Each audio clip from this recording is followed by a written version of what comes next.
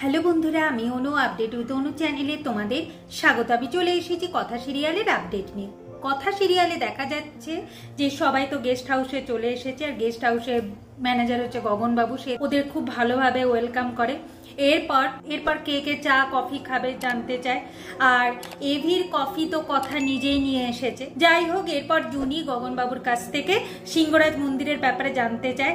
জানতে গিয়ে শুনতে পায় যে মন্দিরের মধ্যে কোনো বিগ্রহ নেই, শুধু মন্দিরটাই আছে। যক্ষ যক্ষিণীরা মন্দিরটাকে আগলে রেখেছে। রাতের বেলায় নাকি নানান রকম বিকট আওয়াজ পাওয়া যায়, আর মন্দিরে গেলে নাকি এমন ভাবে যক্ষ যক্ষিণীরা তাকিয়ে থাকে যেন ধরতে আসছে, এইরকম ব্যাপার। সবাই নাকি খুব ভয় পায় ওখানে, মানে ওই গ্রামের সবাই। এরপর দেখা যাচ্ছে যে গ্রামের মোড়ল মানে মাধব বাবু এসে সবার সাথে দেখা করে, মুরগি দিয়ে যায়, আর সবার সাথে একটা ফটো তোলে, আর বলে ওই যক্ষ যক্ষিণীদের হাত থেকে যেন তারা নিজেদের রক্ষা করে। এরপর আড়ালে গিয়ে সে প্রান্তিককে ফোন করে আর বলে কলকাতা থেকে কিছু লোক এসছে, তারা নাকি এই মন্দিরটাকে নিয়ে রিসার্চ করবে, আর সাথে আবার পুলিশও এসেছে। এখন প্রান্তিককে ফটো পাঠিয়ে দেয়। প্রান্তিক তো ফটো দেখে খুব ভালোভাবে চিনতে পেরে যায়।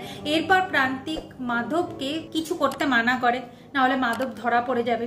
বোঝাই যাচ্ছে প্রান্তিক সেখানে আসছে, আর প্রান্তিক এসে যতদূর সম্ভব জুনিরই সে কোনো ক্ষতি করতে চাইছে, কারণ এই মন্দিরটা এখন প্রান্তিকদের হাত, প্রান্তিকরাই ওই মন্দিরটা চালায়। এইদিকে আমাদের তো কথা খুব ভয় পাচ্ছে, মাঝে মাঝে সে কিছু ছায়া দেখতে পাচ্ছে আর ভয় পেয়ে যাচ্ছে। আর মেয়েরা একসাথে আর ছেলেরা একসাথে থাকবে, তাই কোনোভাবেই কথা বাইরে যেতে চাইছে না। বলে কিনা দরজা টরজা বন্ধ করে ঘরের মধ্যে থেকে যাবে, কিন্তু প্রি অ্যানি এরা তো শুনবে না। এরা বলে না, আজকে বোনফায়ার হবে আর হরর স্পেশাল গল্প হবে, আমরা সেগুলো এনজয় করতে চাই। তোমাদের যদি আলাদা থাকতে হয় তোমরা আলাদা থাকো, আর আমাদের কায়দা কানুনদের একসাথে থাকতে দাও।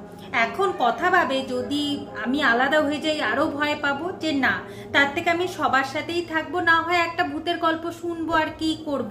এইদিকে আমাদের এভি তো খুব আনন্দ পাচ্ছে যে যাই হোক ভূতের গল্প শুনে আমার কথাকে কিন্তু বেশ ভালো জব্দ করা যাবে। এইদিকে দেখা যাচ্ছে ছোটকা ভূতের গল্প বলা শুরু করে দিয়েছে।